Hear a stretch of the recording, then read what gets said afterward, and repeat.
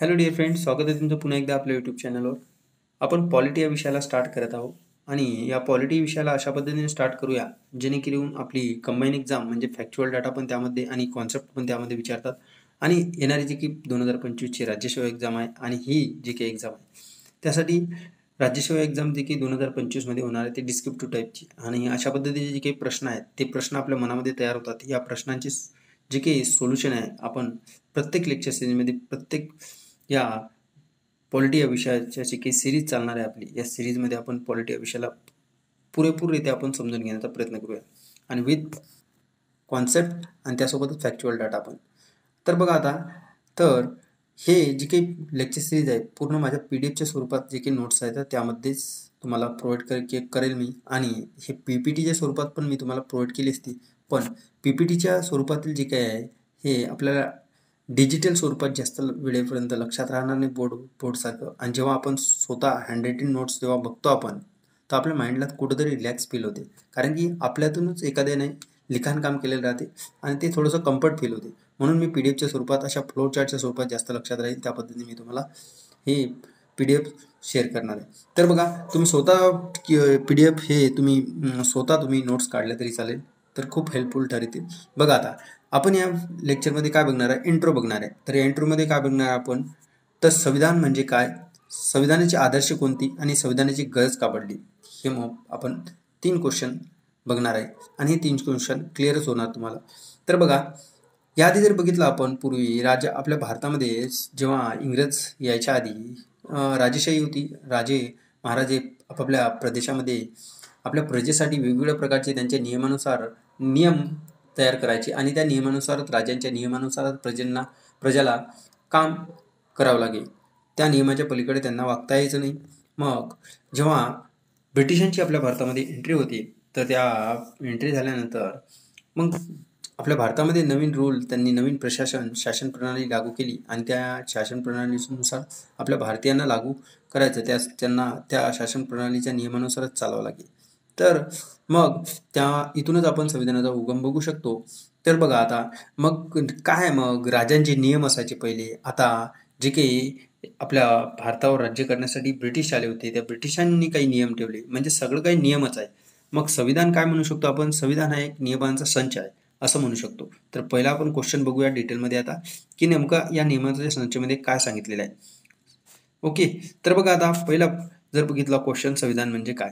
आता संविधान जर बघितलं, एक सर्वोच्च दस्तावेज आहे. म्हणजेच काय, नियमाचा एक सर्वोच्च दस्तावेज आहे. हा एक प्रकारचा मूलभूत कायदा पण आहे. तर त्याला आपण एक मूलभूत कायदा पण म्हणू शकतो. तर मग सिम्पली फर्स्ट पॉईंट काय येईल आपला, की संविधान म्हणजे काय. त्यामध्ये पहिला पॉईंट, संविधान हे सर्वोच्च दस्तावेज आहे, सर्वोच्च नियमांचा संच आहे, सर्वोच्च एक मूलभूत कायदा आहे हा. ओके, तर त्यानंतर दुसरा पॉईंट जर बघितला आपण, तर त्यामध्ये हे संविधान सरकारच्या प्रत्येक अंगाचा तपशील आणि अधिकार सांगते. म्हणजेच जर बघितलं आपण, सरकारच्या म्हणजेच जे की गव्हर्नमेंट बॉडी आहे, त्या गव्हर्नमेंट बॉडीमध्ये जर बघितली तर जे काही कार्यकारी मंडळ येते, कायदे मंडळ येते, न्याय मंडळ येते. कार्यकारी मंडळ जे कार्य करणार, कायदे मंडळ जे की कायदे बनवणार आणि न्याय मंडळ जे की कायदे कशा पद्धतीचे आहेत ह्यांची जे काही तपास करण्याचे जे काही कार्य आहे ते न्यायमंडळ करणार. ओके, जे की आपली न्यायपालिका. तर अशा पद्धतीचे जे काही सरकारचे काही अंग आहेत, गव्हर्नमेंटची जी काही बॉडी आहे, जे काही गव्हर्नमेंटचे ऑर्गन आहेत, त्या पद्धतीने हे 3 ऑर्गन, या 3 ऑर्गनने कशा पद्धतीने त्यांचे अधिकार असले पाहिजे आणि त्यांनी कशा पद्धतीचे कायदे तयार केले पाहिजे आणि त्या कायद्याला कशा पद्धतीने न्यायमंडळाने तपासून आपल्या जनतेप्रती ते लागू केले पाहिजे. ओके, तर हे सर्व काही जे काही आहे ह्या दस्तावेजामध्ये हे सांगितलेलं आहे. आणि आता जर बघितलं तर हे सर्व काही अंग, या अंगावर पण काही प्रतिबंध आहेत. म्हणजेच प्रतिबंध म्हणजे जनतेच्या हक्काच्या विरोधात काही वेगवेगळ्या प्रकारचे कायदे लागू केले जातील, तर त्यासाठी तुम्हाला पहिल्यांदा न्यायपालिका ही कायदे तपासणार. ओके, तर संसद काय कायदे बनवणार, ते काय न्यायमंडळाकडून तपासले जाणार. तर कशासाठी, कारण की राज्यव्यवस्था सुव्यवस्थित सुरळीत चालावी म्हणून. मग हे एक प्रकारचं काय आहे महत्त्वाचं, की उद्दिष्ट म्हटलं तरी चालेल, की संविधानामध्ये नियमांचा संच आहे. त्या नियमामध्ये सांगितलेलं आहे, की त्या नियमानुसारच सर्व काही सरकारचे काही अंग आहेत त्या अंगांनी कार्य करायला पाहिजे. आणि का, कारण की राज्यव्यवस्था सुरळीत चालली पाहिजे त्या पद्धतीने. तर या दस्तावेजामध्ये काय आहे, नागरिकांच्या हक्कांचा उल्लेख पण केलेला आहे या दस्तावेजामध्ये म्हणजे संविधानामध्ये. ओके. तर त्याद्वारे जर बघितलं तर सरकारद्वारे साध्य करावयाचे जे काही आदर्श आहेत आणि त्या आदर्शाची काय आहे, उल्लेख जे आहे आपल्याला या संविधानामध्ये बघायला मिळतो. तर त्या आदर्शाचा उल्लेख मग संविधानामध्ये बघायला मिळते. तर तिथे कुठे बघतो आपण, तर पुढे प्रस्तावना आणि DPSP आपल्याला बघायला मिळणार आहे. तर प्रस्तावनेमध्ये आपल्याला काही आदर्श सांगितले आहे, DPSP मध्ये आदर्श सांगितलेले आहे, ते आपण पुढे पुढे बघणारच आहे. तर सिम्पली काय लक्षात ठेवावं लागेल मग आपल्याला, संविधान म्हणजे काय, तर आपल्याला पहिला महत्त्वाचा पॉईंट की संविधान हा एक सर्वोच्च दस्तावेज आहे, एक नियमांचा सर्वोच्च संच आहे, एक मूलभूत कायदा आहे. सरकारच्या प्रत्येक अंगाचा तो तपशील देतो, अधिकार सांगतो. त्यामध्ये सरकारचे अंग कार्यकारी मंडळ, कायदेमंडळ, न्यायमंडळ आहे. ओके. त्या प्रत्येक अंगावर प्रतिबंध कशा पद्धतीने असायला पाहिजे, त्यांनी कशा पद्धतीने कार्य करायला पाहिजे, त्यांचे अधिकार कोणते, हे सर्व काही दस्तावेज सांगतो. नागरिकांच्या हक्कांचा पण उल्लेख केलेला आहे संविधानामध्ये, ते पण सांगते. आणि सरकारद्वारे जे काही साध्य करावयाचे आदर्श आहेत, ते आदर्श हे उल्लेखित केलेले आहे या संविधानामध्येच. मग हे आदर्श आपल्याला प्रस्तावना आणि DPSP मध्ये बघायला मिळतात. ओके. तर बघा आता सिम्पली आपण आता जर बनलं स्ट्रक्चर फॉर्ममध्ये जर बघितलं तर सिम्पली तुम्हाला या डायग्रामहून कळणारच की संविधान एका शब्दामध्ये तुम्हाला क्लिअर होईल. तर बघा, संविधान म्हणजे एक नियमांचा संच आहे आणि या नियमाच्या संचामुळे काय होते, जे काही शासन आहे आणि शासन जर बघितलं एक समाज आहे, त्या समाजामध्ये एक व्यक्ती आहे. ओके. मग शासन जे काही नियम तयार करून देईल आणि ते नियम व्यक्तीला ते नियम पाळावे लागेल. नियम त्या व्यक्तीला म्हणजेच काय, एक हक्क म्हणून आपण शासनाने जर बघितलं एखाद्या व्यक्तीला हक्क दिले तर म्हणजेच आपल्या संविधानाने काही हक्क दिले व्यक्तीला आणि या व्यक्तीने समाजाच्या अनुसरून ते हक्क जे काय ते वागायला पाहिजे, त्या हक्कानुसार वागायला पाहिजे. आणि जर बघितलं तर या संविधानामुळे शासन आणि व्यक्ती आणि समाज यामध्ये काय परस्पर संबंध निश्चित होतो आणि हे परस्पर संबंध निश्चित करण्याची जे काही एक चौकट आहे, ते चौकट तयार केली जाते. कशामुळे, या संविधानामुळे. तर बघा, शासनाने कोणते कार्य करायला पाहिजे, कशा पद्धतीचे हक्क नागरिकांना मिळाले, तर त्या हक्कांना जसं समाजाला इजा न पोचता त्या हक्कांचा वापर कशा पद्धतीने करायला पाहिजे, हे सर्व काही आहे या संविधानामुळे आपल्याला घडताना बघायला मिळते. म्हणजे संविधान एक प्रकारचा काय नियमांचा संच आहे आणि संविधानामुळे शासन, व्यक्ती आणि समाज यांचे परस्पर संबंध निश्चित होतात. हे एवढं तुम्ही क्लिअर लक्षात ठेवू शकता. ओके. तर ही डायग्राम तुम्ही स्वतः नोट्समध्ये तुम्ही राईट डाऊन करा. तर बघा, आता पुढे जर बघितलं तर पुढे आहे आपले आदर्श. आता आदर्श काय आहे, मग संविधानाचे आदर्श कोणते, आता दुसरा क्वेश्चन आहे आपला. तर संविधानाचे आदर्श आपल्याला संविधानामध्ये प्रस्तावना येथे बघायला मिळतात आणि DPSP म्हणजेच मार्गदर्शक तत्वामध्ये आपल्याला बघायला मिळतात संविधानाचे आदर्श. मग तर प्रस्तावनेमध्ये जर बघितलं तर प्रामुख्याने राजकीय आदर्श आपल्याला बघायला मिळतात. त्यामध्ये तुम्हाला सांगितलेलं आहे की सार्वभौम आपलं जे की एखादा देशासाठी संविधान आहे, तर या संविधानाने आपल्या देशासाठी तर ते एक राज्य, तो देश सार्वभौम असायला पाहिजे, तो समाजवादी असायला पाहिजे, तो धर्मनिरपेक्ष असायला पाहिजे, तो लोकशाही असायला पाहिजे आणि प्रजासत्ताक असायला पाहिजे. आता हे सर्व शब्द काय आपण डिटेलमध्ये पुढे बघणारच आहे, पण एवढं सिंपल लक्षात ठेवायचं की आपल्याला संविधान एक प्रकारचे काय आपल्या आदर्श कोणते आहेत ते संविधानामध्ये आपल्याला सांगितलेले आहे.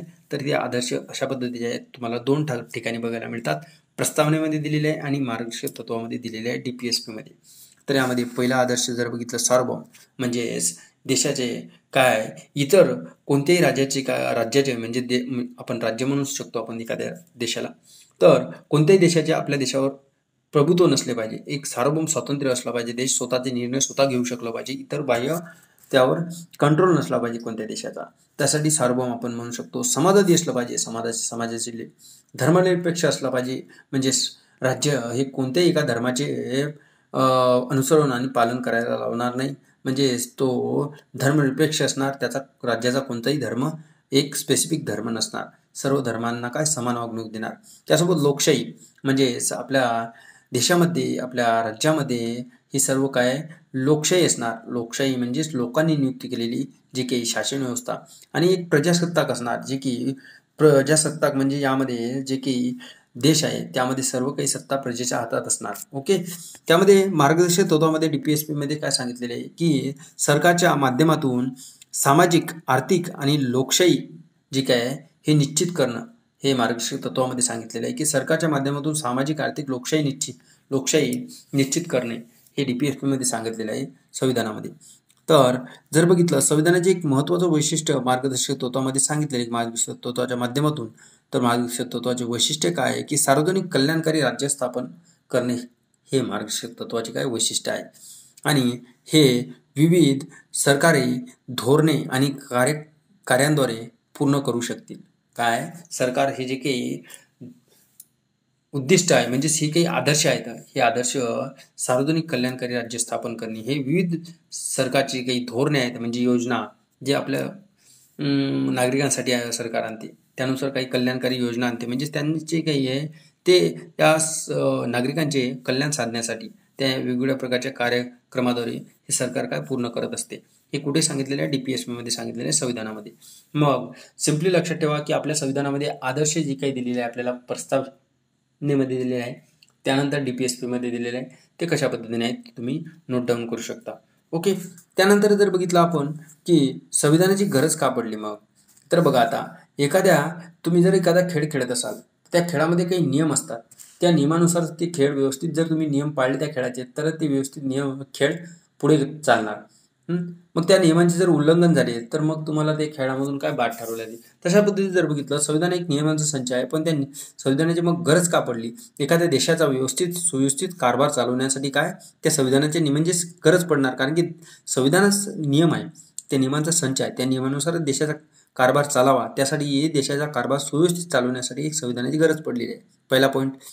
दुसरं काय, प्रत्येक समाज जात धर्म एक संध एक राहण्यासाठी, म्हणजेच आपल्या भारतामध्ये विविधतेने नटलेला देश म्हणतो आपण, वेगवेगळ्या प्रकारचे जात धर्मचे लोक आणि त्यांची जी काही रूढी परंपरा हे वेगवेगळ्या पद्धतीच्या येतात, तरी पण एकता आणि एकात्मता म्हणून आपण या भारतामध्ये वेगवेगळ्या प्रकारचे जात धर्माचे लोक एकवटलेने राहतात.